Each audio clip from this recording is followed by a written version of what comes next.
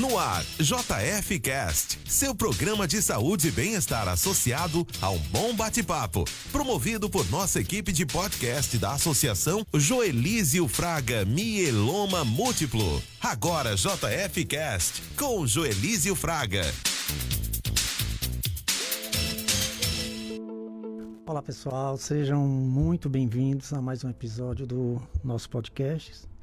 Estamos ao vivo na Melodia FM 87,9 e também na nossa página no Instagram, que é @joelísio_fraga.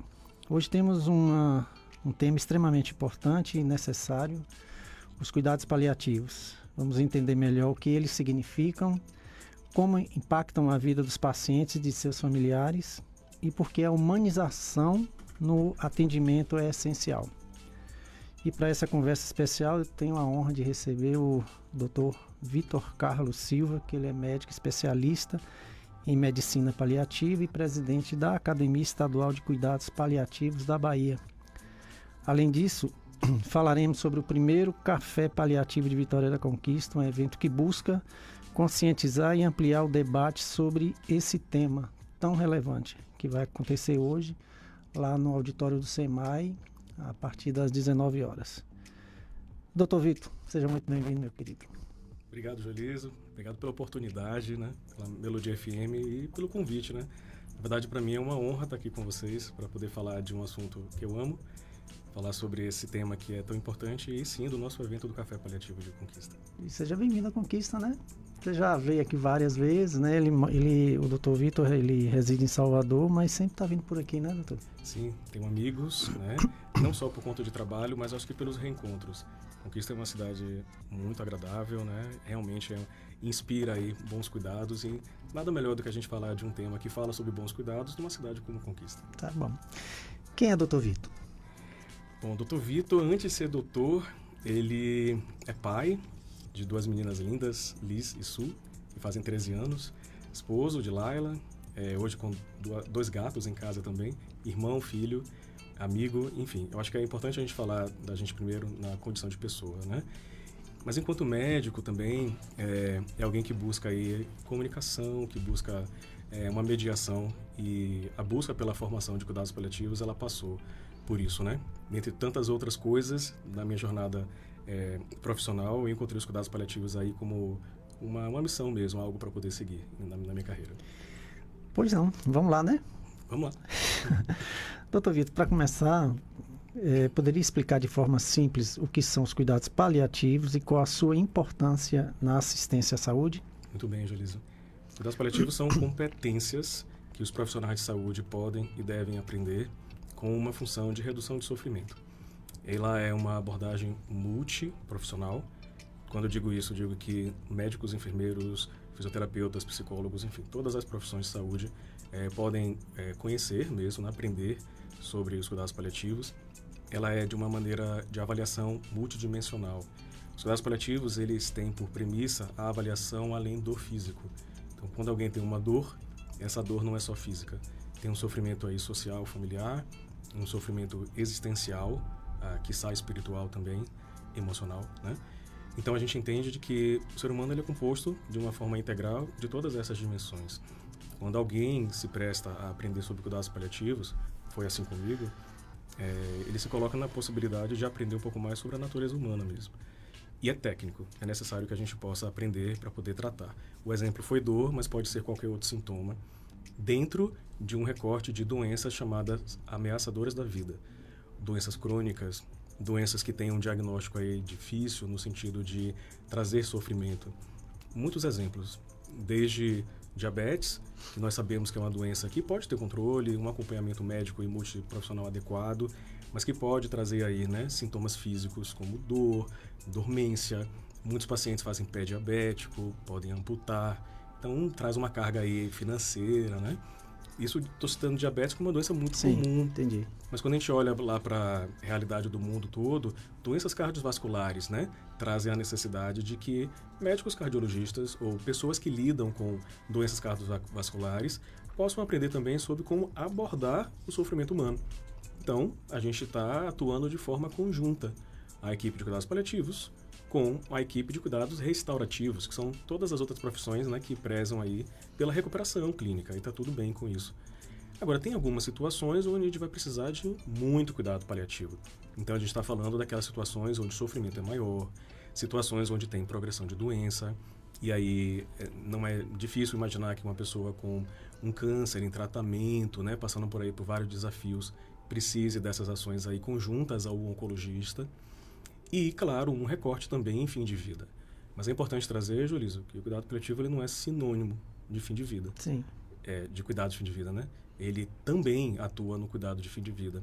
Mas ele pode ir desde o diagnóstico de uma doença, porque lá atrás muita coisa pode ser feita. Enquanto as outras equipes tratam e curam e fazem tudo mais. Entendi. Eu só queria falar que nós estamos ao vivo no Instagram, nós já estamos com 417 pessoas na sala. Fique à vontade, se alguém quiser fazer a pergunta aqui para o Dr. Vitor, viu? Que eu retransmito aqui. Doutor, há um mito de que os cuidados paliativos são apenas para pacientes, você acabou de falar de em estado terminal. Poderia esclarecer essa questão? Posso. É fato de que quando o paciente está no fim da sua vida, ele traz aí muito conteúdo para abordar e para tratar. Seja pelo sofrimento físico, porque vai ter mais sintomas, né, no fim da vida, seja porque está todo mundo sofrendo, o familiar está sofrendo, a própria pessoa, uma preocupação sobre o legado, sobre outras condições, né, dessa ordem aí do sofrimento que precisa de muito acolhimento. Então, a gente faz muito cuidado paliativo no fim da vida, sim. Mas, como eu falei, quando você tem um diagnóstico de uma doença, primeiro você tem um impacto emocional, você precisa direcionar ações paliativas para que aquela pessoa seja acompanhada, seja por uma equipe de psicologia, ou que um enfermeiro possa prestar condutas de enfermagem de uma maneira compassiva, orientando, tratando, capacitando familiares e cuidadores, que médicos possam se comunicar melhor, porque ter um diagnóstico de uma doença difícil é algo que precisa de um tato para poder comunicar não só o diagnóstico, mas progressão e cenários. Sim. Então, quando a gente traz aí, né, que o cuidado paliativo ele provoca essas situações, é porque, para nós, o alívio do sofrimento de pacientes adultos ou pediátricos, criança também, claro, né, seus familiares e a equipe estão na ordem do cuidado. Então, a gente trata de plano avançado de cuidados. Então, mesmo durante um diagnóstico inicial, mesmo que aquela pessoa tenha muitos anos de vida e possibilidades de tratamento, por que não falarmos dos cenários futuros? Né? Como vai ser a sua vida daqui a tantos anos, caso você evolua bem ou não evolua tão bem assim? E eu entendo que muitas pessoas não queiram falar sobre isso, né? Mas é sobre a nossa vida. Então, ter um preparo, ter a informação correta e, acima de tudo, ter com quem ser amparado, né? Com quem contar. O cuidado paliativo em suas ações paliativas podem ser feitas por qualquer profissional de saúde, inclusive um médico assistente, um cardiologista, um oncologista. Mas a equipe especializada em cuidados paliativos está sempre disponível para poder tratar de situações talvez mais desafiadoras, né? E a gente está falando de um sistema que preza pelo melhor cuidado possível do paciente. E o cuidado paliativo está fazendo parte do meio disso. Certo.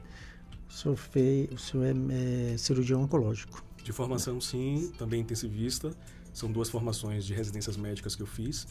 Mas no meio do caminho eu senti a necessidade de não só tratar certos sintomas que a gente não aprende na faculdade, tosse, soluço, falta de ar e, acredite, dor. Os médicos não aprendem a tratar dor na faculdade de medicina, né? Isso a gente tenta aprender depois, aqueles que querem aprender. Mas também comunicação difícil. Então, como era para mim, enquanto cirurgião ou enquanto intensivista numa UTI, dando um diagnóstico de uma pessoa que estaria falecendo ou de uma situação difícil para aqueles familiares. E eu percebia que eu não sabia fazer aquilo ali, né? Entendi. Há década atrás, então. Busquei formação para isso e isso foi me ganhando cada vez mais. Então, eu acho que eu fiz uma transição profissional para algo que hoje eu considero, né, minha atuação principal. Certo. É uma área de atuação, cuidados paliativos, medicina paliativa. E eu não estou sozinho, né? Então, muitas pessoas também encabeçaram dessa forma.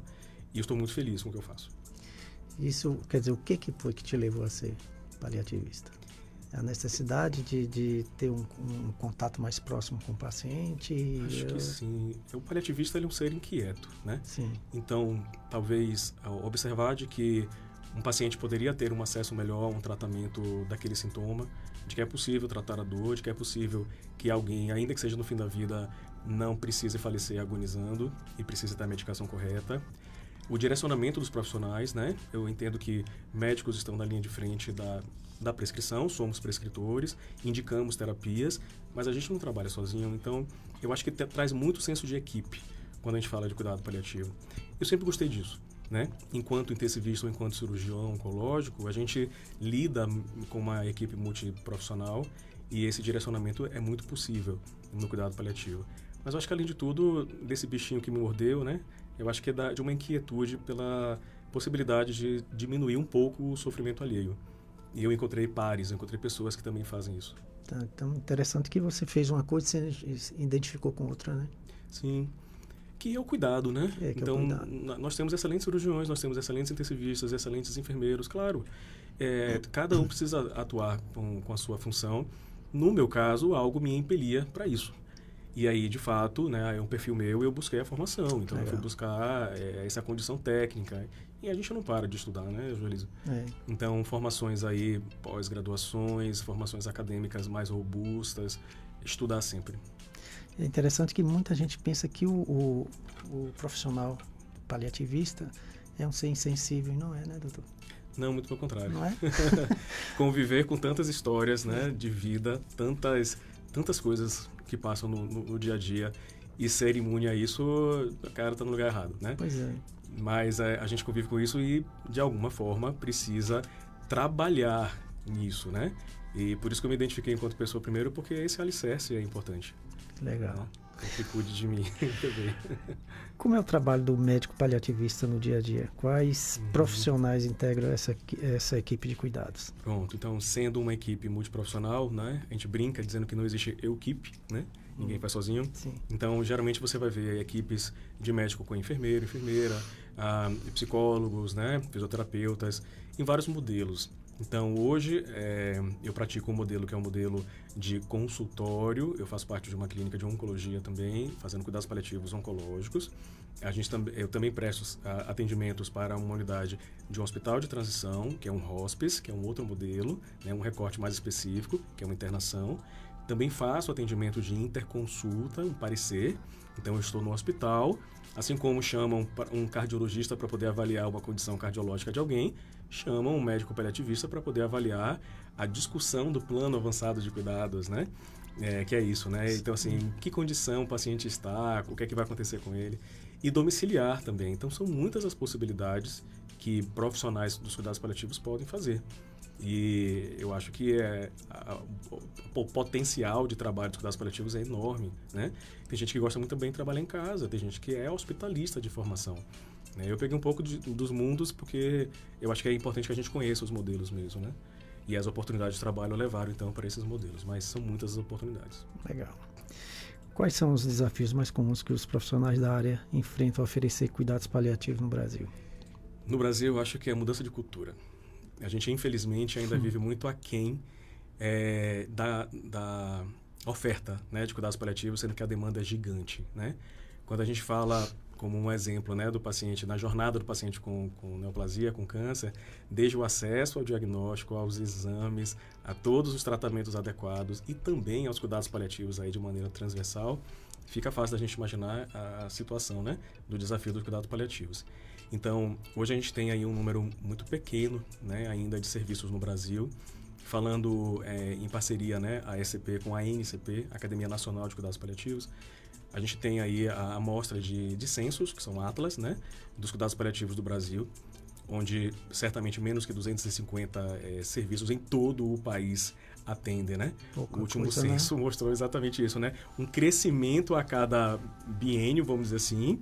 Eles estão trabalhando aí para lançar um próximo, e a gente espera ter dobrado esse número, mas, sinceramente, né, é uma mudança de cultura. Então, a gente vê muitas ações paliativas isoladas, mas quando você tenta colocar isso num sistema, numa rede, onde o hospital estaria integrado com o domicílio, que estaria integrado com o hospice, sabe? Sim. De forma que o paciente possa transitar com segurança, e se ele precisar voltar para o hospital, e se ele precisar ir para casa porque ele quer ficar em casa, tudo isso. A gente encontra muitas barreiras. Então, tem um mapa mundial, né, que é, vamos dizer assim, chancelado por uma organização que é de cuidados paliativos, né? E ele traz que o Brasil ainda é de provisões isoladas. O Brasil tem muitos serviços e alguns muitos bons serviços pelo país, é fato, mas que ainda não estão muito bem conectados. A gente quer mudar muito esse cenário. A gente conta aí com a expertise das pessoas que estão à frente da Academia Nacional de Cuidados Paliativos, das estaduais, né? Os meus colegas aí na luta em cada estado do país. Mas, acima de tudo, nos municípios que sabem que tem essa necessidade, e aqui trazendo um pouco, né, do nosso evento que a gente vai fazer, essa provocação em Vitória da Conquista, essa cidade linda, com grande potencial, mas que precisa realmente mover a sociedade. Porque o cuidado paliativo é um direito humano. Então, se a gente percebe de que os pacientes têm direito e podem pedir por cuidados paliativos, isso move a sociedade, move as instituições para algo que já é esperado. Acreditação, níveis de qualidade, né, pontuações aí de qualidade de serviços públicos e privados, depende também de um serviço, para além de humanizado, que é técnico, dos cuidados paliativos. E olha que já foi pior, né? Já deu uma melhorada bastante, né? Sim. E olha que a Bahia também, doutor, é uma referência, não é? Então, tem o primeiro hospital público, né? Em tratamento paliativo em Salvador, né? É com muito orgulho, né? Muito que orgulho, eu trago né? isso. Dos nossos aí colegas queridos que estão à frente do serviço, né? Do Hospital Montserrat, lá em Salvador, né? Que estão aí bravamente começando uma ação de um hospice, de um hospital especializado, que traz aí, na verdade, um histórico de muitos bons serviços que foram criados na Bahia. O próprio café paliativo, né, hoje chancelado pela NCP, é baiano, né, também, e é motivo de muito orgulho para todos nós.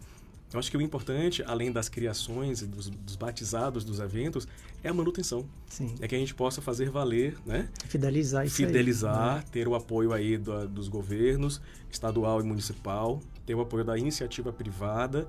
E a gente tem observado que, na verdade, quem tem abraçado muito isso são pacientes, familiares, né? Pois é. E equipes que acreditam nesse trabalho. E tudo bem, a gente gosta, a gente quer, né? Isso, porque só quem vai ganhar é o paciente e seus familiares. Com certeza. Experiência própria, né? Com a Martinha aqui, que o pessoal, Sim. Os próprios pacientes dela, né? Que ela acompanha, tem dado força para que esse café seja uma realidade, né? Verdade. Como é feita a comunicação com o paciente e seus familiares quando se fala em cuidados paliativos? Muito bem. Uma das premissas, né, um dos pilares dos cuidados paliativos, né? A gente falou de controle de sintoma, a gente falou sobre uma equipe multidisciplinar. O terceiro pilar, se eu posso falar, ele é comunicação, né? A comunicação, ela é técnica, ela precisa ser estudada, se estuda com comunicação, para que a gente possa abordar o paciente e familiares com técnicas de escuta ativa, que é literalmente ouvir mais do que falar, né?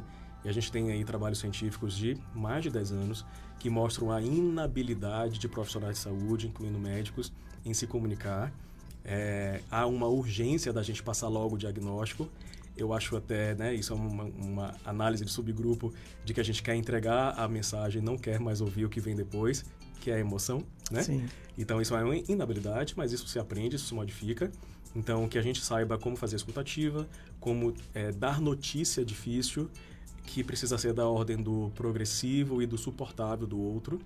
Uma notícia, Joelisa, mal dada, ela pode ser igual a um soco no estômago, um tapa na cara, né? Aquele paciente ou aquele familiar que recebeu uma notícia em condições assim não confortáveis, às vezes no meio de um corredor, sem um determinado preparo, entendendo que por melhor que a intenção que o colega tenha tido não foi adequada a comunicação, essa pessoa nunca vai esquecer dessa sensação que pode ter sido nociva, né? Então é necessário que a gente modifique a nossa forma de se comunicar. E outras técnicas também que vão abarcar comportamento inadequado, ou então comunicação entre equipe. Como é que eu converso com outro colega médico, né? Que muitas vezes não entende o que é cuidado paliativo, acha que se chamar uma equipe de cuidados paliativos é porque vai dar uma sentença de morte para o paciente, e não é isso, Sim. né? Então acho que é uma expertise mesmo. Fácil não é, mas à medida que a gente vai desenvolvendo protocolos de comunicação, que as instituições vão crescendo com isso, né? Fica mais fácil. E a gente tem bons exemplos pelo país todo, né, de instituições que abraçaram essas técnicas de cuidados paliativos, falando de comunicação, como você provocou, e funciona muito bem, com bons números. Vou contar uma historinha aqui. Uma conhecida minha, o pai estava internado, né, foi diagnosticado com câncer, E ela pediu para o médico avisar o pai. Falou, avisa meu pai que ele está assim e tal. O médico pode deixar. E o médico entrou no apartamento e ficou lá 10 minutos, né?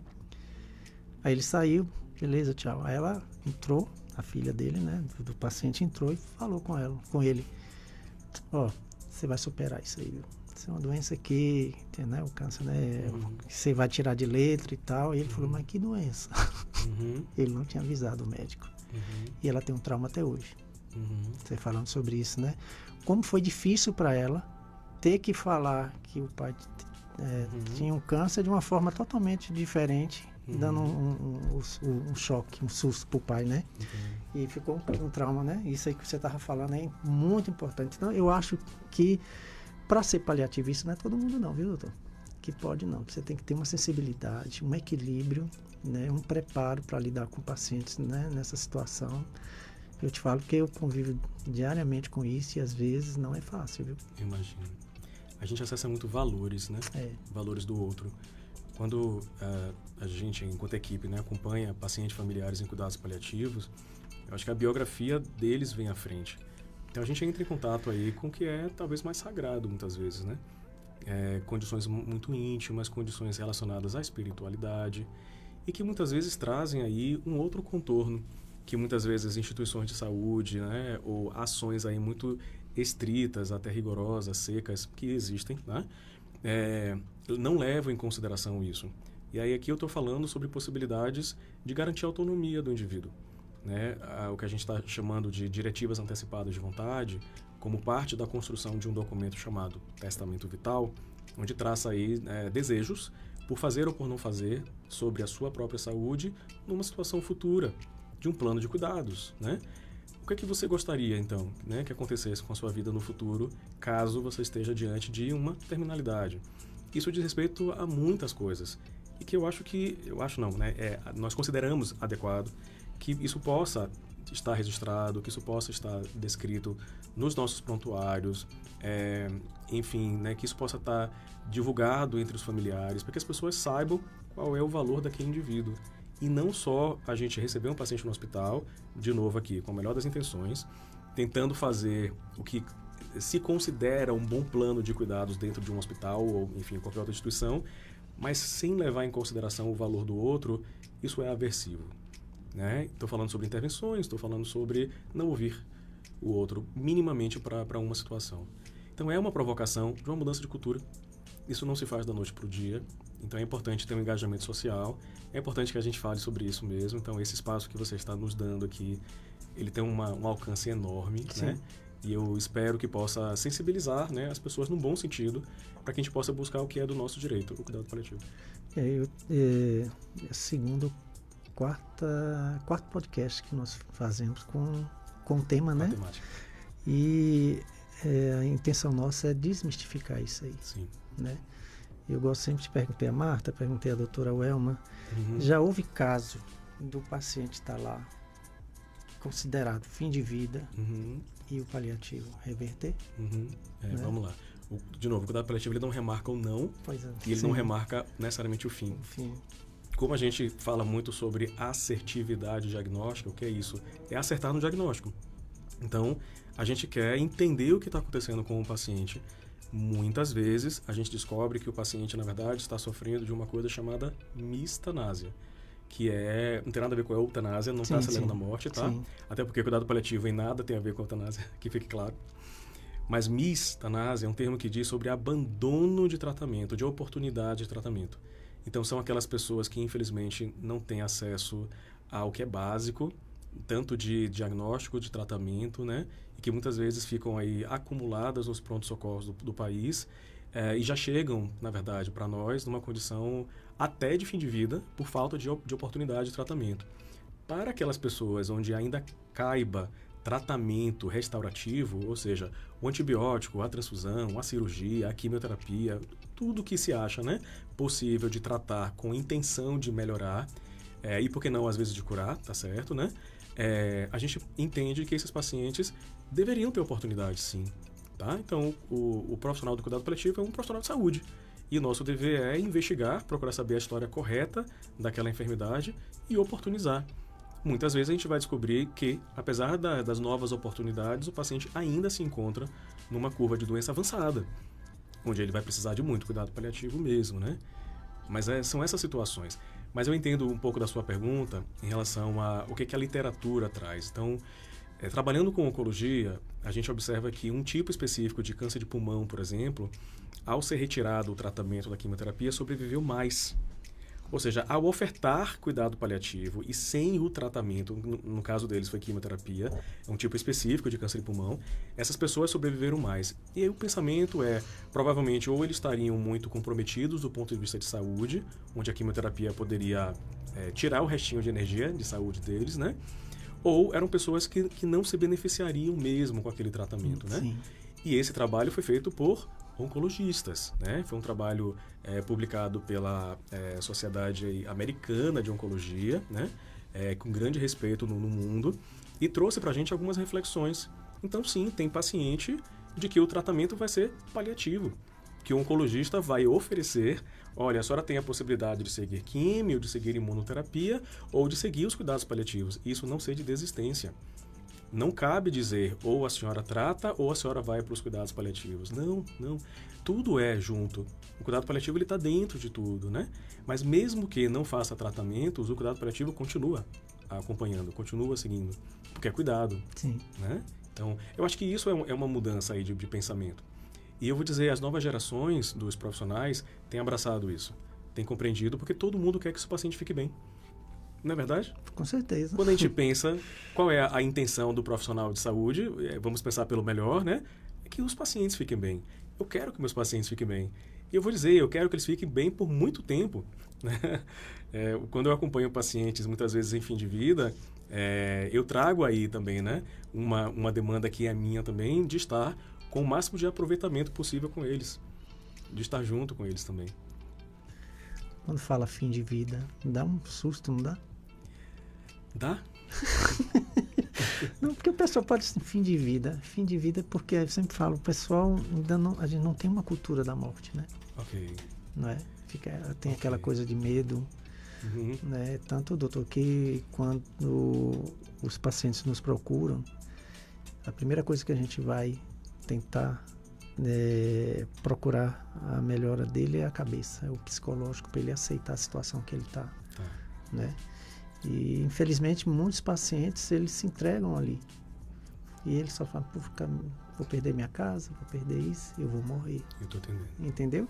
Então isso atrapalha muito, né, o desenvolver dele durante o tratamento. Isso tem nos dado muito trabalho. Porque no momento que você aceita, experiência própria, no momento que aceita, o meu tratamento ficou leve. Sim. Né? E se é para morrer, que venha a morte. A irmã morte, como diz São Francisco, que venha. Não tem, né? Eu falei aqui no podcast que eu quero morrer dando orgulho para minha família. Falou: ele foi lá, viajou, bateu de frente, fez isso, fez aquilo. Olha, o cara é retado. Do que aquele que minha família puder falar assim, foi um descanso. Gente, Deus levou. Olha, eu quero morrer desse lado aqui, do que eu quero deixar o meu legado aqui. Mas não é fácil você lidar com essa coisa assim de fim de vida, como se fala, né? Eu entendo a sua colocação e eu entendo que os enfrentamentos são diferentes também, né? Então, assim, é muito pessoal, é muito íntimo a forma como cada um enfrenta essa tal definição de fim de vida. Como definição técnica, para nós, terminalidade tem a ver com ausência de modificação de doença. Entenda, terminalidade não está morrendo agora. Terminalidade não vai morrer daqui a 48 horas, tá? A esse nome a gente dá processo ativo de morte. Quando é um evento biológico, de fato de falecimento ativo, no hospital, no hospice, em casa, enfim, onde a pessoa de fato está falecendo. Mas quando a gente fala de fim de vida, é um conceito elástico, tá? Se a gente está pensando de que muitas doenças já não modificam mais, por exemplo, demência avançada, essa tal terminalidade, esse tal fim de vida pode ter até 10 anos. Meio doido isso. Como alguém pode estar em fim de vida há 10 anos, né? Porque é um conceito técnico, são coisas diferentes.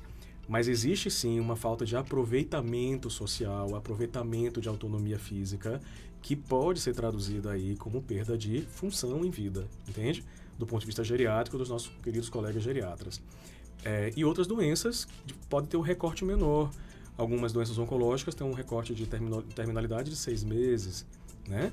Algumas doenças respiratórias, um recorte de 1 ano. Esse é um recorte que não é um relógio, uma bomba relógio, um tic-tac, não é para ser matemático, porque cada vida ela é única e a gente está falando de aproveitamento. Então, eu entendo que alguém que está se confrontando com a própria terminalidade vai fazer todas essas reflexões, muitas vezes com pesar, e eu acho que merece um acompanhamento muito próximo das equipes aí, dos seus familiares, tendo a informação correta, mas pode ter muita vida neste fim de vida, percebe?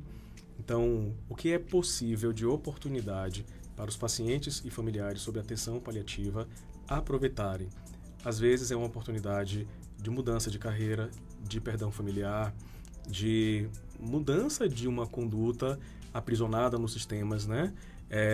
Ou às vezes é, como você disse, deixar a coisa mais leve.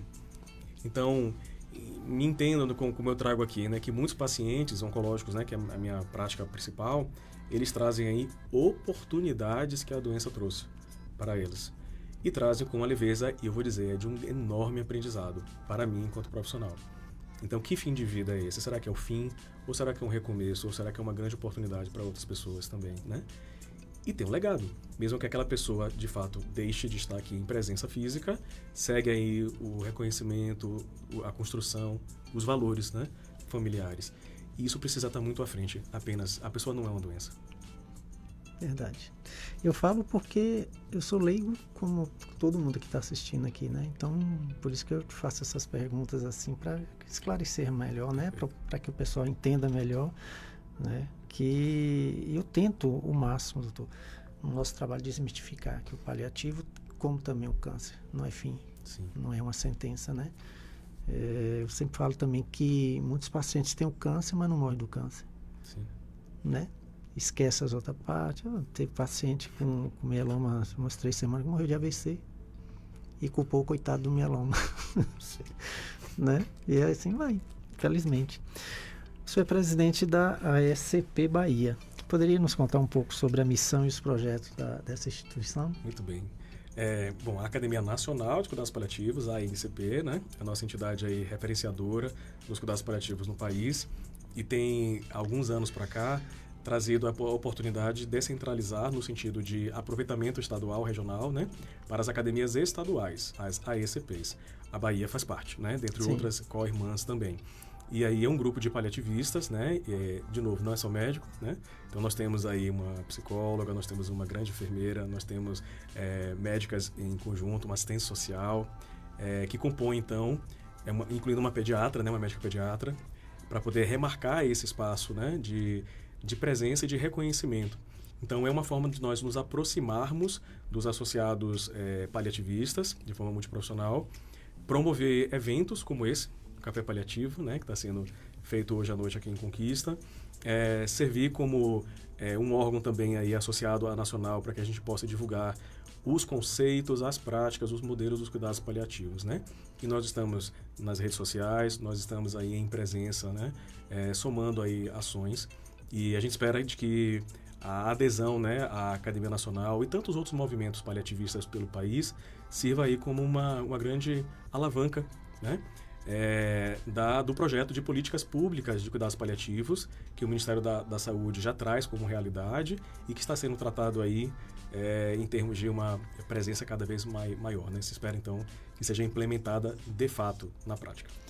E como é que a ASCP tem atuado para fortalecer a disseminação dos cuidados paliativos na Bahia? Pronto, então, para além dos posts da rede social, né, muito bem conduzidos aí pela diretoria de comunicação, de que a gente possa estar enquanto presença, né? Esse grupo é formado por pessoas que são referências de cuidados paliativos, e a gente espera que a cada ano, quando se renove, né, a ASCP, tragam essas pessoas de referência para que os associados se identifiquem. Eu acho que se mostrando disponível, atendendo, né, algumas dúvidas que são de ordem prática, estimulando a formação adequada de cuidados paliativos, estando presentes em eventos como esse, do Café Paliativo, né? E a gente tem aí a possibilidade de ter um evento baiano de cuidados paliativos, né, em setembro, para poder tentar entender um pouco de como tem sido feito o cuidado paliativo na Bahia. Então, no interior da Bahia, né, na capital, os serviços têm feito o que de cuidados paliativos? Como é que a gente vai aprender um com o outro? Então, é uma ação colaborativa aí muito potente. Então, vamos falar agora do café paliativo. Vamos lá. Vamos lá? Qual a importância da realização desse primeiro café? Enorme. Eu acho que outros eventos, né, sobre cuidados paliativos ocorreram aqui em Conquista. Isso foi dando aí mais semente para que a gente possa ter esse evento maior hoje. Para mim é de grande alegria estar presente, porque é falar sobre a história do cuidado paliativo no Brasil e na Bahia, e agora em Conquista também, né? Então a gente quer muito ouvir como que tem sido feitas aí algumas ações paliativas aqui em Conquista, mas para além disso, como que a gente pode oportunizar novas ações, né, de cuidados paliativos. E tem sido feito um evento aí de um presente de quem recebe cuidados paliativos, né? Então, a sociedade está engajada. Fico muito feliz em saber de que é a partir de iniciativas de pacientes, familiares, de pessoas que abraçam cuidados paliativos, que esse evento finalmente vai ser realizado e que possa ser divulgado e que possa crescer. E a gente vai trazer um pouco dessas provocações. É interessante, doutor, que acho que a gente estava falando no almoço, né, que a sensibilidade, né, os pacientes, os familiares dos pacientes, é sensível à causa, né? Tanto que estão aí ajudando a Martinha para tornar esse café realidade, né? Isso é muito importante e que venha mais, né? A gente está abraçando essa campanha com ela também, esse trabalho, né? E a gente vai reverter, e se Deus quiser, vai existir o paliativo antes e depois desse café. Tenho certeza disso. Já agradecendo, então, não só a sua marca, né? Também a de Marta, a de Vanessa Antunes, né? De todos os colaboradores e patrocinadores desse evento, que certamente vão trazer uma outra cor à cidade, né? Em relação aos cuidados paliativos. Pois é, o que depender da nossa associação, do nosso trabalho, nós estamos aí para mudar a situação, mudar essa realidade, né? Eu diria assim. Qual é a proposta desse evento aqui, e quem pode participar? Tá. Bom, essa proposta idealizada, né, por esse time aí de frente, trouxe a possibilidade de profissionais de saúde, de pessoas ligadas à educação de saúde também, estou falando de pessoas da área acadêmica também, né, de pessoas relacionadas aos produtos comercializados para saúde e que sejam afins aos cuidados paliativos.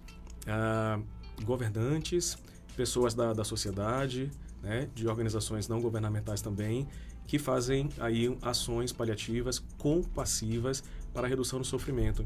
Então, eu tenho certeza que quem vai estar lá vai ser uma pessoa sensível, sensibilizada, né, no sentido de ouvir algo que já está batendo dentro de si, mas que tem um propósito aí de fazer algo melhor, né, que é somar força para que a gente possa ter ações estruturadas de cuidados paliativos em Vitória da Conquista. Pois é, nós estamos com 412 pessoas aqui na sala, e se alguém quiser fazer uma pergunta, fica à vontade, viu? Nós estamos o tempo está passando, a prosa é tão boa, né? Que o tempo logo passa, daqui a pouco a gente já vai estar quase encerrando. Nesse café paliativo, doutor, quais serão os temas abordados? Eu vou trazer um recorte histórico. Antes de abordar as políticas nacionais de cuidados paliativos, né? Já promulgada, homologada aí pelo Ministério da Saúde, que ainda vão passar por um tratamento da Secretaria de Saúde para que as ações chamadas matriciadoras, que são de capacitação, de conhecimento, até a assistência direta, né, que é do município, possam virar uma realidade. Então, eu vou trazer um pouco sobre como foram aí os últimos 30, 40 anos de cuidados paliativos no Brasil, uma ação mais forte no Nordeste. O que a gente já fez aqui de ações paliativas em Vitória da Conquista, né? A partir dos relatos, a partir dessa pequena pesquisa aí que nós fizemos juntos, né? E que possa prestar reverência a essas pessoas que estiveram aqui antes de você e de nós, né? Sim. Em Vitória da Conquista. Quais são os modelos possíveis, né? De que forma pode se trabalhar em cuidados paliativos? Qual é o conceito de uma comunidade compassiva também como pilar nessas políticas de cuidados paliativos? Eu acho que tem assunto para um café... Café, janta, café da manhã. De café a café. Pois é. Como é que eventos como esse podem contribuir para a conscientização sobre os cuidados paliativos na sociedade? Bom, primeiro é que a gente se coloque na condição de que a gente merece cuidado paliativo, né? De novo, é para sensibilizar a sociedade, é um direito humano. Quando eu digo que é um direito humano, significa de que um paciente pode e deve pedir por cuidados paliativos em seu hospital. Ele pode, na necessidade de um sofrimento que ainda esteja considerado não atingido em termos de controle, uma dor que não passa, uma necessidade de ter um acompanhamento de um psicólogo, a necessidade de ter alguém que acompanhe o plano de cuidados da saída do hospital para casa, para alguém com uma doença desafiadora, né? Que essas pessoas possam chegar até as suas instituições e dizer, olha, gostaríamos de um acompanhamento de cuidados paliativos. Quem aqui nessa instituição, nessa cidade, tem esta formação, né, que possa nos ajudar? Porque é uma realidade, isso é possível. Então, acho que é sensibilização e quem é profissional de saúde que busque formação. Nós temos aí muitas iniciativas, inclusive gratuitas, de capacitação em cuidados paliativos, né? O cuidado paliativo ele pode ser aprendido de diversas formas. Eu não estou falando aqui de uma residência multiprofissional ou médica necessariamente, que deveria ser o ideal, mas eu estou falando de outras formações de cuidados paliativos em instituições sérias, comprometidas e que vão trazer aí, certamente, capacidade técnica. Então, a gente espera que daqui a alguns anos a gente possa estar conversando de novo, falando sobre essa mudança de realidade na cidade. Se Deus quiser. Sim. Se Deus quiser. Existe alguma expectativa de tornar esse evento anual ou expandir para outras cidades? Sim. Falando sobre a ASP, nós fizemos em dezembro do ano passado o primeiro café paliativo fora de Salvador, que foi em Feira de Santana. Esse agora, né, o primeiro café paliativo de Vitória da Conquista, que eu acho que já atingiu a marca do maior público, da maior audiência, tá vendo? Ainda não revelada, hein? Né? Revelaremos depois do evento. As imagens vão provar. Então já é um marco, né? E tem outras iniciativas aí também, né? De colaboradores que querem levar esse modelo de café paliativo com uma temática semelhante para todos os cantos da Bahia.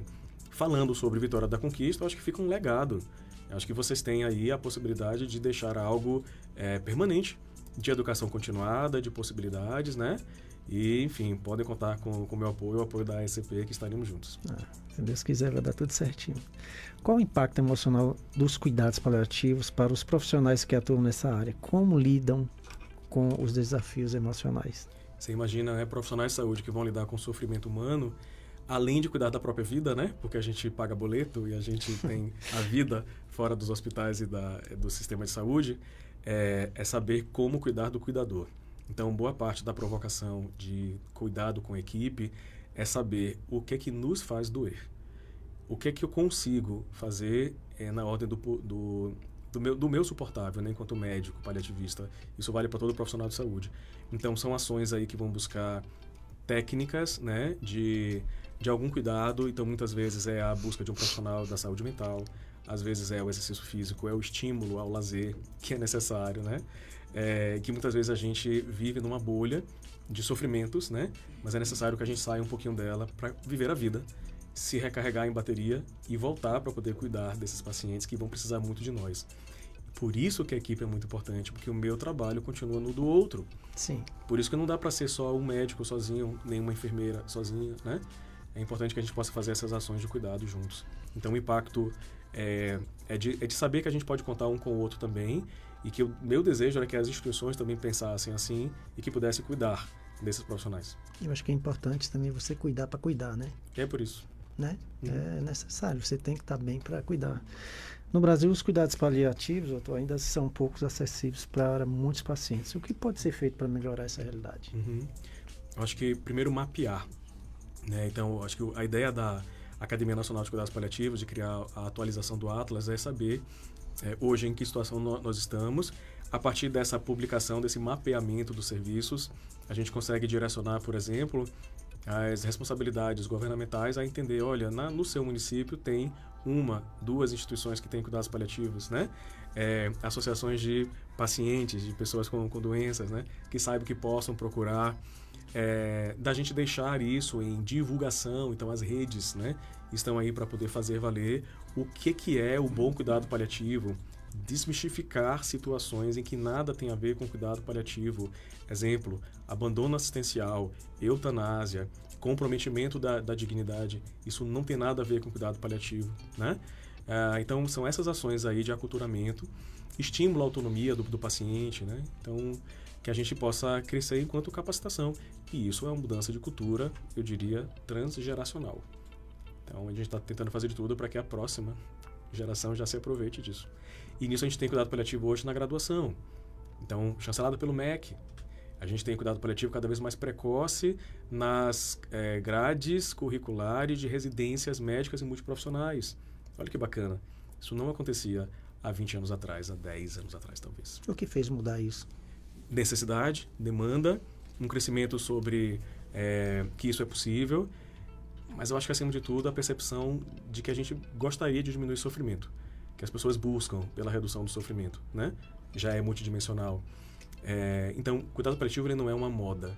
Cuidado paliativo ele não é uma coisa para eu fazer para ser bonitinho, né? Sim. De novo, nós somos os inquietos. Então, ele veio para ficar mesmo. Ele está aqui para poder somar ações e critérios de qualidade, como eu falei, né? De acreditação de instituições prezam pelo cuidado paliativo. Tem pontuação positiva para as instituições que têm um bom cuidado paliativo sendo feito. Qual o principal empecilho para que isso deslanche? O principal empecilho, eu acredito que seja, de novo, a possibilidade de você se abrir ao novo, a possibilidade disso acontecer. Para aqueles que se abrem, a gente tem algumas barreiras que são de ordem administrativa, né? Então, eventualmente, alguma instituição de que ainda não compreende qual é o valor do cuidado paliativo e que ter um time de cuidados paliativos, ou minimamente uma avaliação, né? Sequenciada de cuidados paliativos, faz com que aquele paciente tenha uma melhor assistência, tenha melhores indicadores, não só de satisfação, mas também de gestão de saúde, né? Para além de controle assistencial. Agora, com a Política Nacional de Cuidados Paliativos fazendo parte aí do rol dos governos, isso é uma questão já, de fato, né? Instituída, então precisa só moldar a determinadas necessidades dos municípios, das macro-regiões, para que isso aconteça. Uma vez vencida essa barreira, eu acho que é a formação. São as pessoas realmente buscarem essa formação. Então, o profissional pode até achar que ele faz cuidados paliativos, mas se ele não fez uma formação adequada, desculpa, ele não faz cuidados paliativos. Cuidado paliativo é formação. Entendi. Olha, lembrando que hoje, às 19 horas, nós vamos ter esse primeiro café paliativo de Vitória da Conquista, lá no auditório do SEMAI. Quem não puder ir, estando aqui em Conquista ou fora, qualquer outra cidade, você pode estar acompanhando ao vivo pelo canal do YouTube, né, no nosso canal, que é @joelizio_fraga. Nós vamos estar transmitindo ao vivo, né, e lá você também pode participar do chat, entendeu? Vamos interagir para que esse tema seja marcante, que esse encontro que nós vamos ter hoje, esse evento, seja o primeiro de muitos que vão vir por aí. Com certeza o Dr. Vitor vai vir várias vezes aqui, tá, como diz assim, já é um casamento, né, doutor? Estou muito feliz com essa ideia. Pois é. Então, para encerrar, que o nosso tempo já está quase acabando, que mensagem o senhor gostaria de deixar para pacientes, familiares e profissionais que lidam com essa realidade? Eu acho que é entender de que vocês não estão sós, de que existem sim possibilidades de redução de sofrimento, de que a dor, que aquele sintoma que está ainda muito persistente pode melhorar, de que vocês podem buscar ajuda sim com essas ações que são ações paliativas, que a gente possa, né, contribuir para que os pacientes, para além dos seus tratamentos de suas doenças crônicas, também tenham um acompanhamento de uma equipe, né, de um fluxo, de um protocolo que traz aí para vocês dignidade, tá? Então, é possível, independente desde o diagnóstico, lá atrás, ou mesmo até o tal chamado fim de vida aqui que nós estamos falando, né? Mas que seja digno. E isso é possível e os cuidados paliativos existem para poder ajudar a todos nós, né? Nos incluindo também. Muito bem. Reforço o convite. Hoje nós vamos ter esse café. Carminha, da Casa do Amor, vai estar lá também, né? Compartilhando a sua experiência. Você teve a oportunidade de conhecer ela? Ainda não. Ainda não. Hoje você vai ver. Tá que pessoa abençoada, viu? Então, ela com certeza vai brilhantar o nosso evento. e desejo todo sucesso, né? Que vai dar tudo certo se Deus quiser e que Deus continue te abençoando, né? Te dando essa luz que você é no cuidar. A gente sente em você que você nasceu para isso, né? E isso a gente fica feliz porque eu convivo diariamente com pacientes que tá naquele sofrimento e a gente tem a esperança muito na pessoa do médico, né? A gente vê, né? E o médico é aquele que está ali com a gente na saúde, na tristeza, na alegria, sabe? Num momento muito desafiador para cada paciente, né? E estou tendo essa oportunidade de estar desde meio-dia, né? Nós estamos juntos. Sim. E é admirável a sua energia, viu? Que Deus continue te abençoando, viu, doutor? Imagina, eu que agradeço, tá? Deus continue essa te parceria, esse momento mesmo. aí. Conquista está aí, de braços abertos, a associação, a nossa associação também, apesar que está lá em São Paulo, né? Mas a gente tem ligação aqui também. E conte sempre com a gente, para que o seu trabalho, para que os tratamentos paliativos sejam alcançados, cheguem a quem realmente precisa, com dignidade, respeito e principalmente amor. Que assim seja. E agradeço, parabéns pelo seu movimento, pela associação, né? Por tantas vidas aí que vocês conduzem juntos, né? Com esse propósito aí lindo, que é uma ação compassiva. Sim. E, portanto, paliativa enorme, percebe? Sim. E é sobre isso, então... Direto parabéns. ou indiretamente eu sou paliativo. Sem dúvida, sem dúvida. É uma enorme ação compassiva paliativa. Parabéns. Tá, obrigadão, viu? Então, o convite está aí, né? Hoje à noite, às 19 horas, lá no SEMAI. E quem não tiver condição de comparecer, assista ao vivo pelo nosso canal do YouTube, tá? Que Deus abençoe. Semana que vem nós estamos de volta. E um abraço. Tchau, tchau.